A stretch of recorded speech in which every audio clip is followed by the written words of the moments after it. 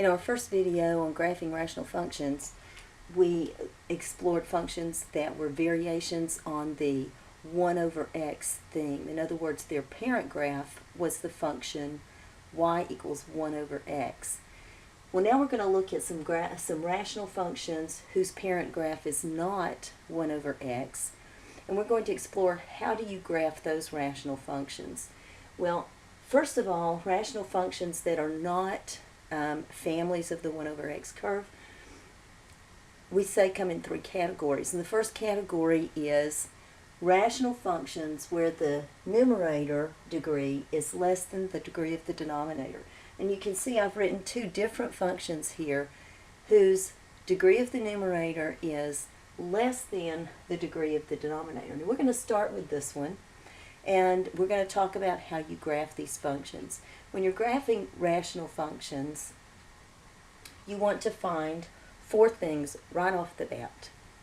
You want to determine the x-intercepts, the y-intercepts, the vertical asymptotes, and any horizontal asymptotes. Now, in this particular function, this denominator can be factored, and so probably it's going to help me if I will go ahead and factor the denominator.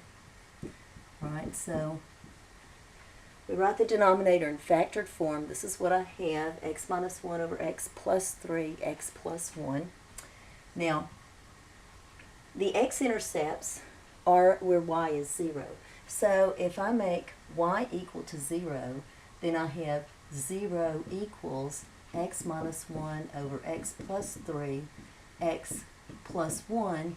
Well, the denominator, when I multiply both sides by the denominator, it's going to go away. So really the only thing that impacts or helps me find my x-intercept is the numerator. So I really could just say 0 equals x minus 1. So x equals 1. So my x-intercept is 1, 0. Now, to get my y-intercept, I'm going to let the x's be 0. Well, if I put 0 into the original, into the x's, then y equals negative 1 over 3.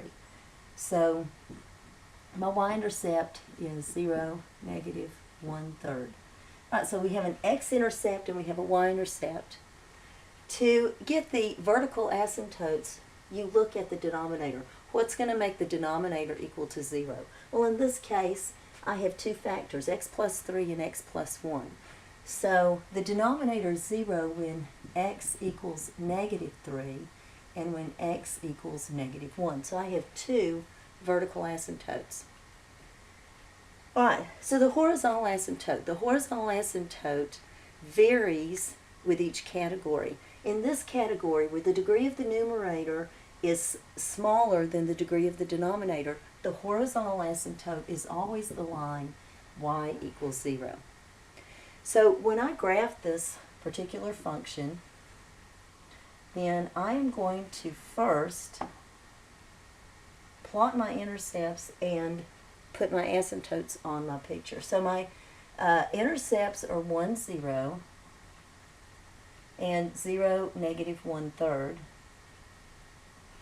My vertical asymptotes are x equals negative 3 and negative 1. All right, so put a dashed line for the negative 3 one and a dashed line for the negative 1 one. Now my horizontal asymptote is y equals 0. That's this x-axis, so we can't really see that as an asymptote, but that's what it is. All right, now the asymptotes are boundaries. We will never cross the vertical asymptotes as boundaries. Remember that that's where the denominator, the function is undefined because the denominator equals 0. So we'll never cross those. In general, you do not cross your horizontal asymptotes, but that's only in general. What you have to remember is asymptotes are boundaries, and your curve is going to hug those asymptotes as it extends out. So right here on this side of my picture, I can see that I do cross my horizontal asymptote, but as I'm coming through this point, I'm not coming up against this asymptote. Instead, what's going to happen is I'm going to rise a little bit, but then I'll come back down and I will hug this asymptote. So my curve may come up just a little bit, and this one doesn't really look like it's doing that. I'm going to make it look like it's doing that though, because you need to know that that's a possibility. Alright, so we're going to go through these points, but then it will eventually come back down and hug that asymptote.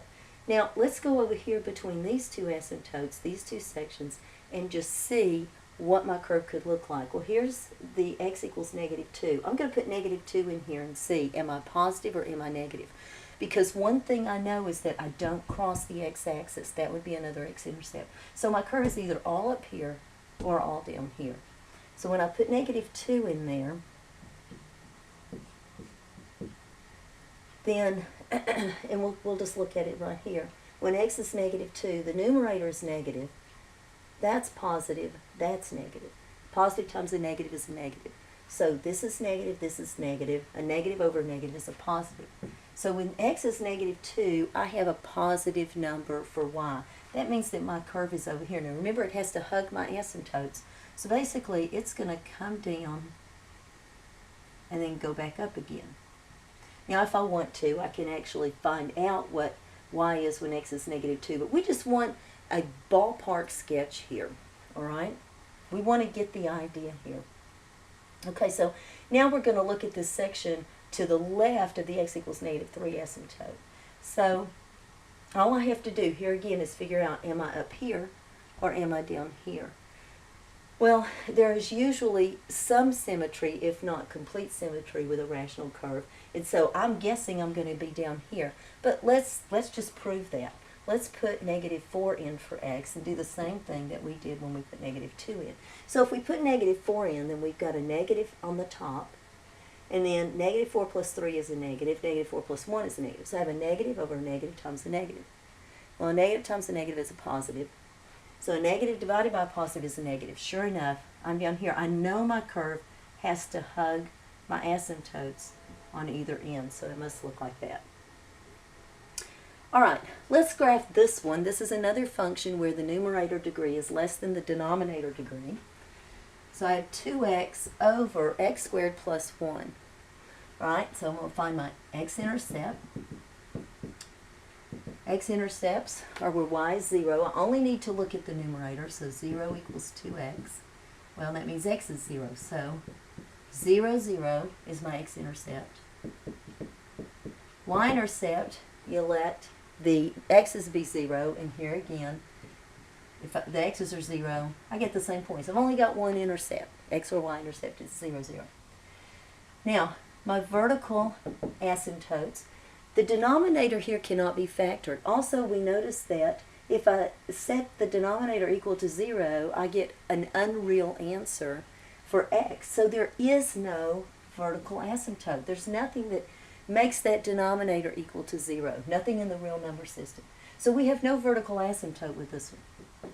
And because this rational function falls into that first main category where the numerator degree is smaller than the denominator degree, the horizontal asymptote is going to be y equals 0. Remember, that is the horizontal asymptote for all functions in this category. So let's graph this function. Now, make it a little bit straighter. Alright, so we know we go through 0, 0. We don't have a vertical asymptote, but we do have this horizontal asymptote. And that's all the information I have to go on. I'm going to need a little bit more information. So I'm going to pick a point on either side of 0, 0 and see what's happening with my curve, because I know that my curve has to hug this horizontal asymptote either on the top or on the bottom, just below it, out here and out here. And I need to see, how is that going to look? So let's put the number 1 in for x and see what we get. If I put 1 in for x, then I've got 2 times 1, which is 2, over 1 plus 1, which is 2. And 2 over 2 is 1. So the point 1, 1 is on my curve.